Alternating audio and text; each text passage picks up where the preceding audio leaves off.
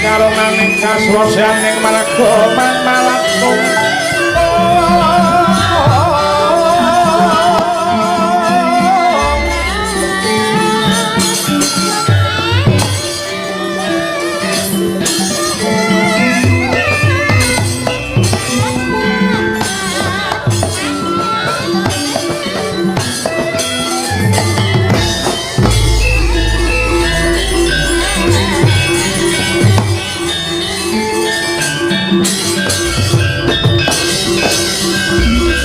datang ngawruhi kang tekane tanpa sangkan ane jelantan saraswati sayakti handayani mekaring sabda budaya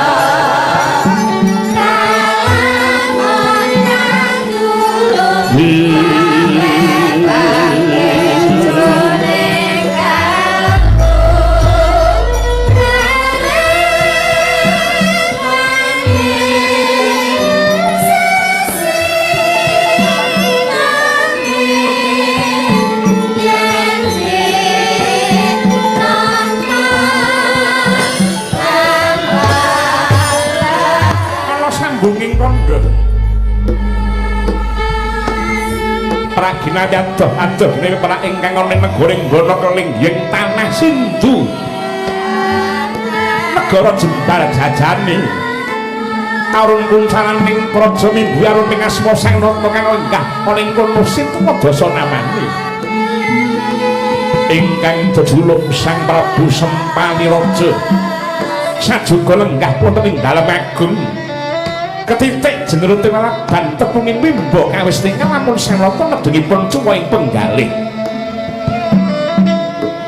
Siptawanodya ingkang mengkarang lenggahipun sang rata tuhu menika garwa prameswari ingkang silih Dewi Brata kawis tinggal lamun karenga ing penggalih yen sawetara gagalwa dening Sang Prabu Sempani dereng apeputra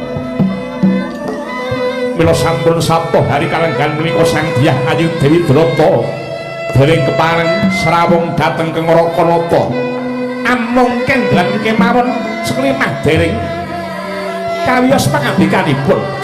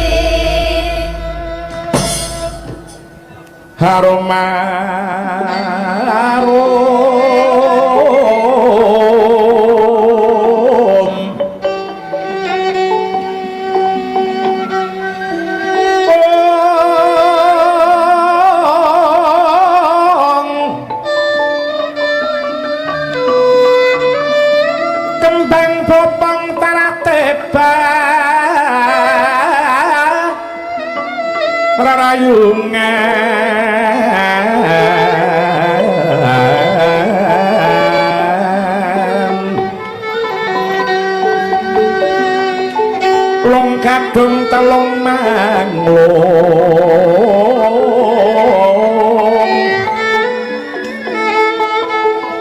katiyupe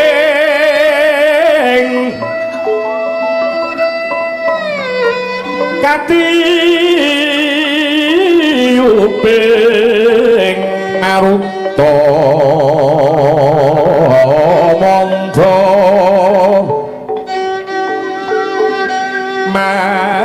manggut yen kadulu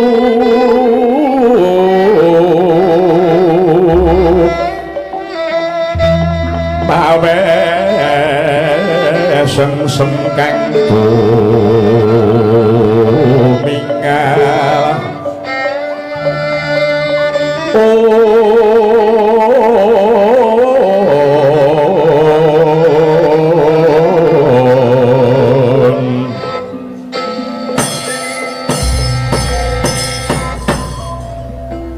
garwaning pun kakang nyanyi wong ayu Brata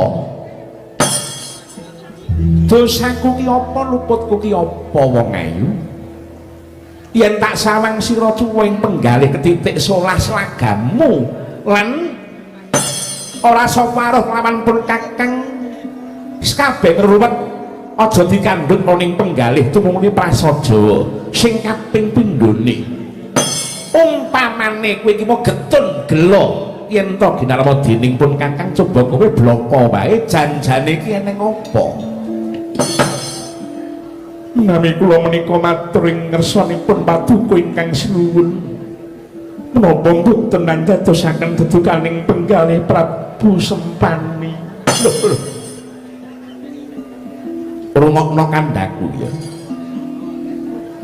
aku nyawang sliramu kuwi dudu ukuran priya nyawang wanita nanging uripmu kuwi mau ukurane jejantunge pun kakang ngono yang sliramu ora percaya gila kris kurigan iki mengkene tampan ana bedelen dadaku jroning jantung ana gambare Dewi Brata wong ayu kowe arep matur apa oleh-oleh menapa sinuwun juaning manah kula mboten sabab kekirangan anggen paduka mugung dhateng kula nanging sampun wonten catur marsa tanging kalenggan menika kula kepingin momong putra ingga sepliki dering kelampahan babagan menika ingkang dadosaken raosing manah kula kados runtang ranting bencang menawi kula lan panjenengan sampun sepuh bondo negara bondo keling menika sinten ingkang gadhahi sinuwun Jagadiwa Bathara mungguh cetha ngono kowe pengin peputra lah terus piye caraku menungsa mono mung saderma nyandang ning sak rasa-rasane wirajat iki mau rasa kodrate yen etungan mangsa kuwi mau dhawuh lawan si Adi kuwi mestine wis kudune saka putra nanging dening dewa durung dikeparengake darbe turun guna apa si Adi sungkawa nanging sumendya marang Jedaring pasti linambaran datang kendhak nggone nyuwun marang panguwasaning kodrat banjur dalan apa sing kudu tak tempuh kanggo minangkani palukun laguning lekas lukita limuting kidung kadung kadereng hamomong mangun manah rahayu haywana tanagolong ing boten mama kula menika mulang nguruk dhumateng paduka ingkang sinuwun wonten piwulanging widya ingkang kulinten kula maos menapa kemawon ingkang mestinipun kedah sagedipun budidaya menika ingkang sinuwun kedah nindakaken nadyan sadangunipun kula lelados keparengipun dewa dering kinodrat nanging menawi paduka kepareng tarak brata alitipun jengkar saking praja agengipun Mahasinga sampun kangge tulusing raosipun dumugi batos pemintosih palimramaning dewa mbok menawi badhe kasembat dan sedaya panyuwun paduka ingkang sinuwun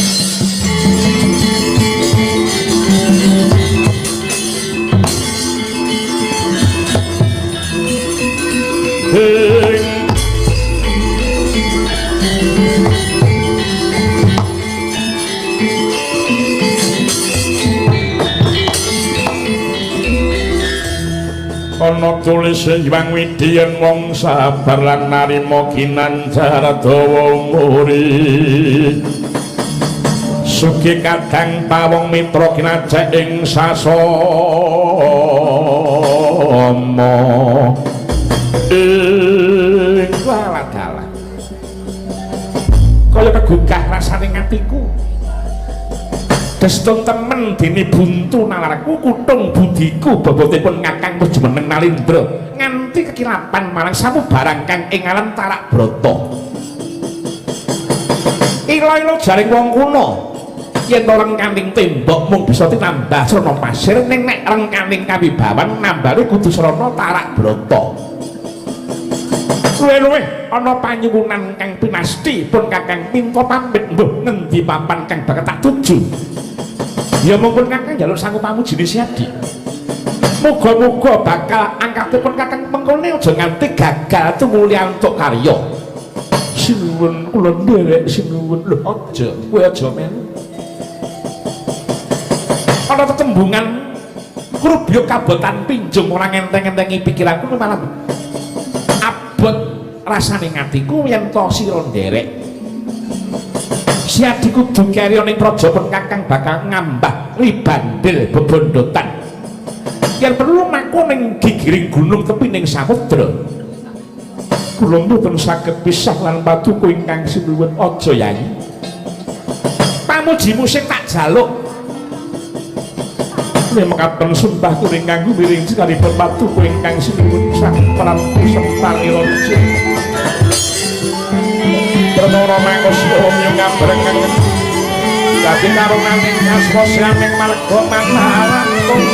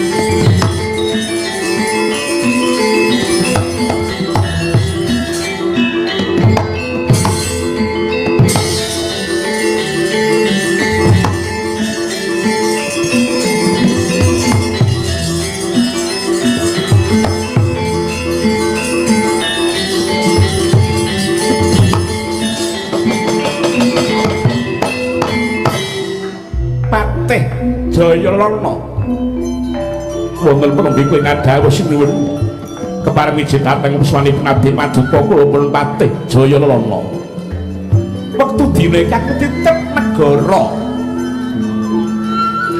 ing bono keling kene iki mau sak leker genthonge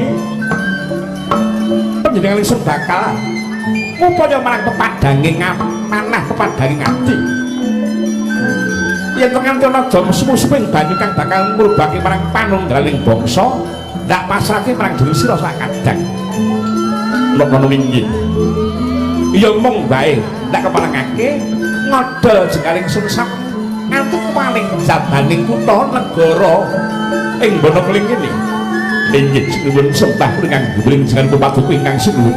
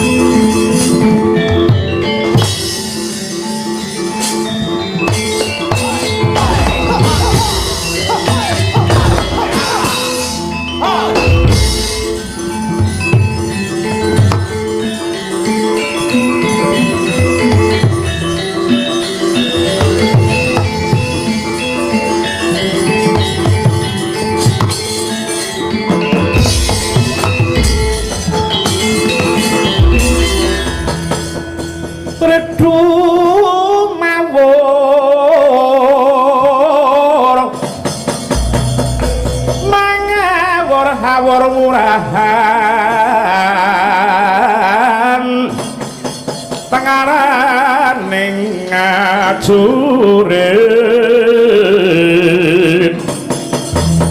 kong guru kongso tetekat yogo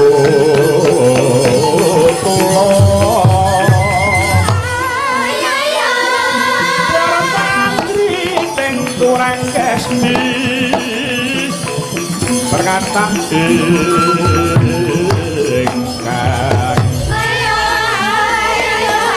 Wajalayu sabdi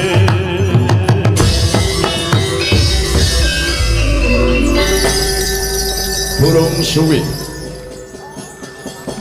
gon kula maku saka pesanggrahan papak madya bala sagala papan ngayuda tumbak nglangapul jati ngarang sapa kang dadi tinding prawira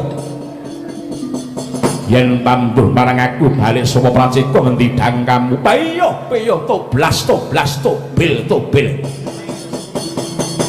takoni durung mangsuli junjung dangka pracika parat guri saka negara ing Banta Salimbang kasekting ratu gustiku Prabu Anggajaksa jenengku Temenggung Klabangkara balik kowe sapa Temenggung Bramandali piye Temenggung Bramandali saka negaring Wonokling payo jenenge Bramandali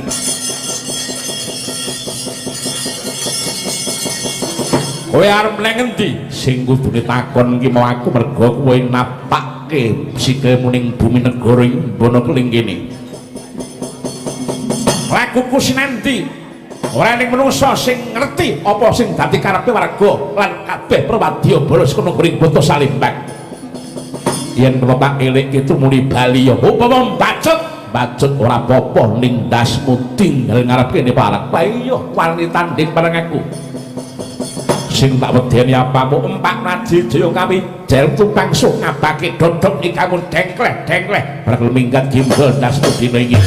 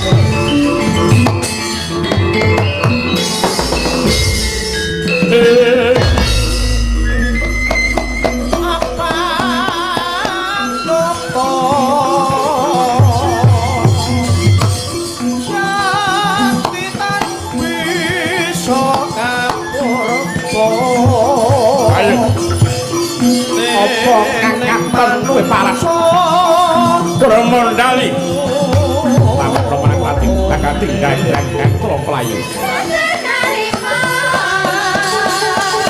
ingkang Triprakara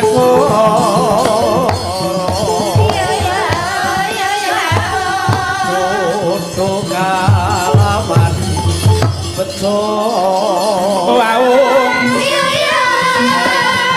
Karto tekaning pasti Mogoto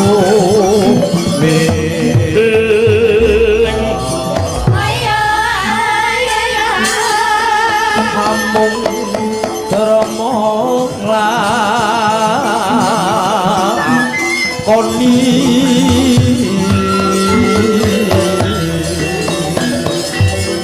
tansah martaning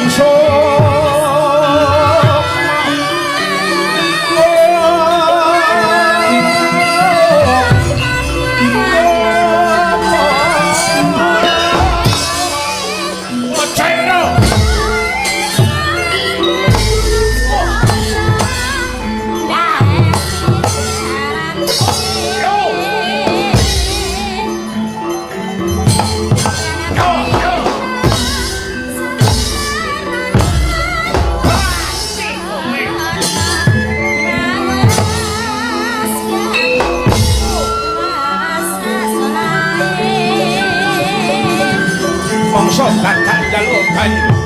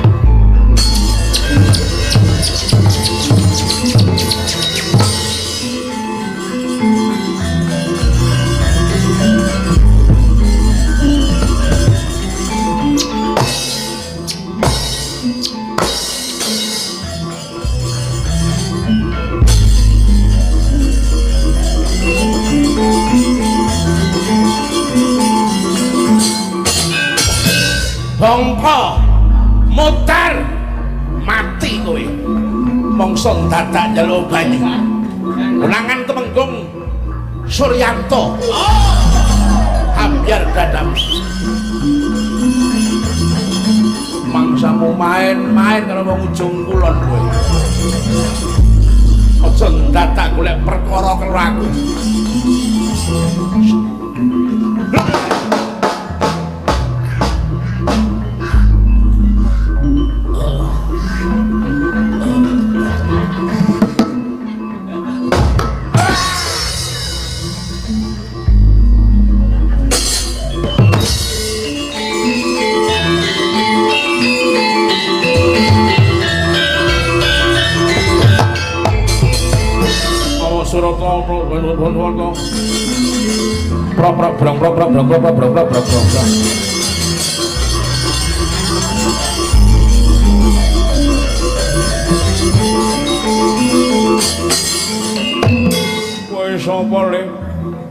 Temenggung Brahmandali. Temenggung Brahmandali. Oh. Kowe sapa? Tepungke wae jenengku Wardi Gori. Saya guru. Dene ora pentas pirang-pirang dina. Kan musuh karo aku ki paribasane kowe ki mung timun aku duren tak buki duren pecandasmu jajaran nek ora percaya karo aku kowe. Wong semono prasetyamu. Wong semono kasektenmu. Ora-ora aku tinggal gelanggang corong plak. Modiar. Wisane langsung ambiar.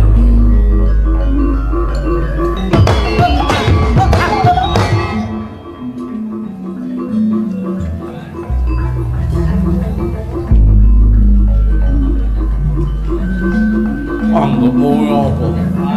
Kowe sapa? Temenggung Jayanegara. Temenggung Jayanegara. Kowe sapa? Wardi Gori alias Bibit. Jeneng loro dadi siji. Anggap ayo.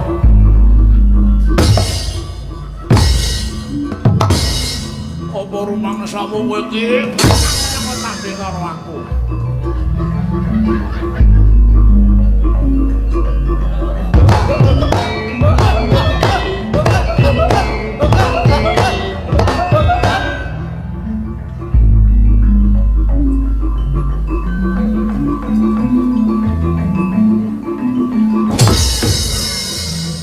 Langsung ke Melayu kan ngelimpe karo aku.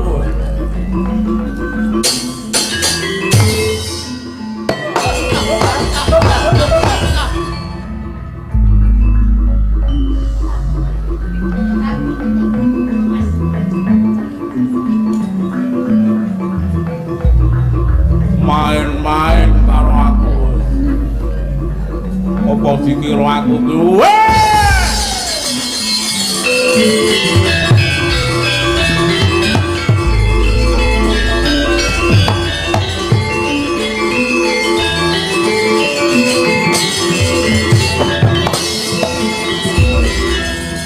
Turu sore kaki ana dewa ngengleng jagat nyangking bokor kencanane isine donga katulak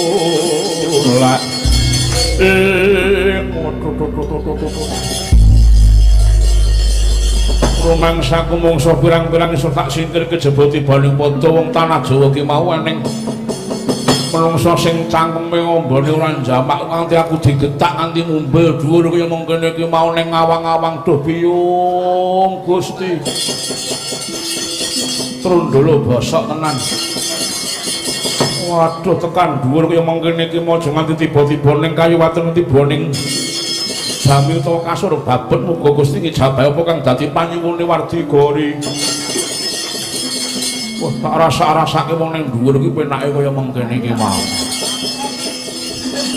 Ora kono-kono. Wah, tenan. Ning dhuwur iki penake kaya mengkene iki lho, kalau waduh kaya pasar sunggingan. Waduh. Pasar sunggingan ngalar terus ngulon penake. Wah, jan kaya soto rumput lho.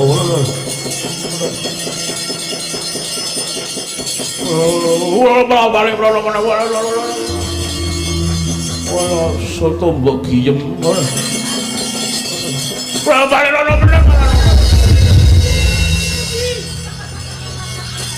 masa aku dek walah kaya ringinan penggung waduh mau maju sithik nengen sithik nang wong wong dodol sate sapi waduh kaya apa aku basane panganan iki apal kabeh waduh Gusti nyuwun ngapura wong wayangan wayangan nek penak meneng jero omah kaya ngono kae waduh wis ketok lemu yonine malah mencorong ora mung sing mencorong dalangene sing mencorong ya yagane mencorong jan kabeh mencorong mawa cahya wah mudar iki aku mudar iki Gusti Allah nyuwun ngapura Gusti wis sak turun-turun ku aja nganti pedhok karo wong tanah Jawa cilaka tenan nek pedhok karo tanah Jawa aku bakal ndawake marang Wadyabala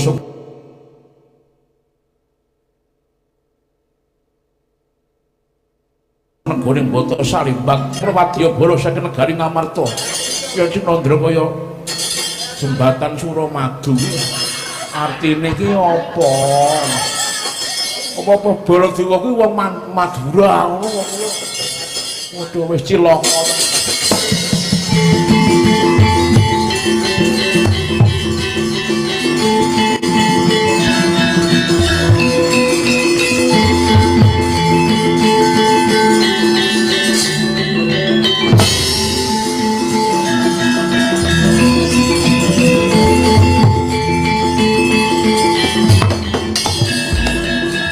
Sigra purna jiwa Sigra purna jiwa yaksendrane mangadep yaksendrane mangadep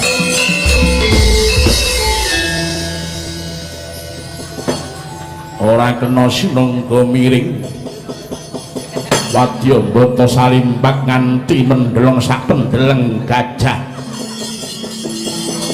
Ki Patih Brudayaksa sing bakal memalangi lakune wong Bana Keling ora gelem mingkat tabrak dung banteng boh dadi muparat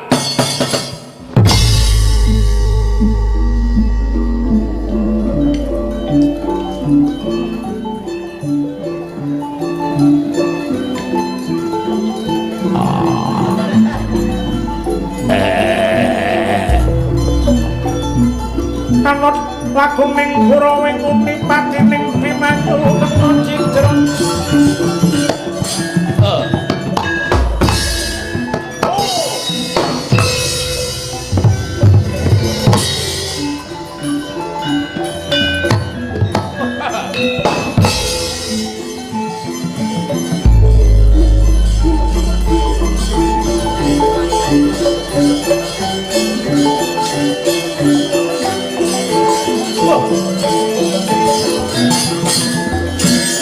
kowe sapa ora ana negering Sindu negering Bana Keling aku Patih Jaya Lelana bali kowe sapa Brudayaksa aku aja girang-girang gumuyu ora-ora yen kowe iso urip ning tanganku legane ngatiku parat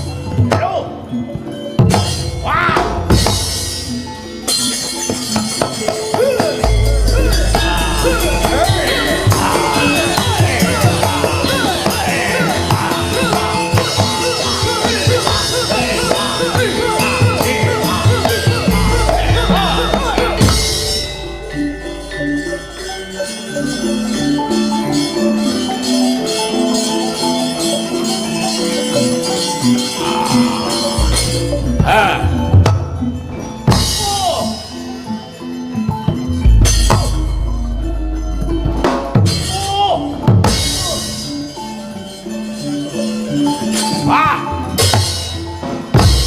Ay! Alti aku! Alti! Lo! Oh! Oh! Ah! Alti!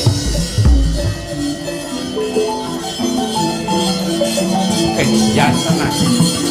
Diteror.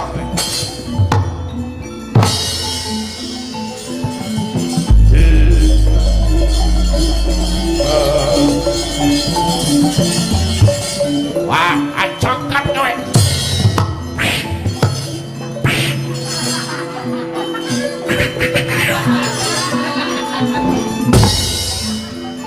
Yo kok malah merek yo ben. Kecilikan kok. Wah!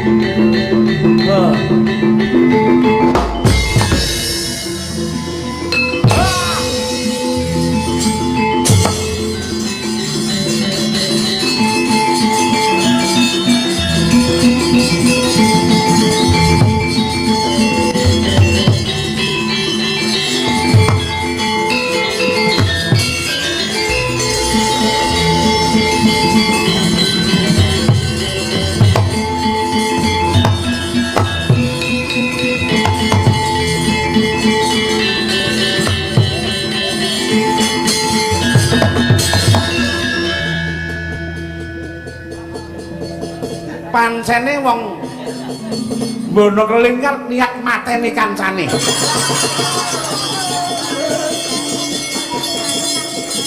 Lah nggih. Kadangipun Kakang Yayi Hangga Jaksa wonten pangandika ing dawuh. Kaya-kaya luwih prayoga kok penjalin wae golek dalan kang prayoga, golek dalan liya. Aja nganti kadenangan dening wong-wong sing kepengin gawe kapitulan ing Wadyabala. Kang wektu dene iki pengin bakal ngrangsang ning jroning wana Mandalasara. Inggih, monggo kula dherekaken.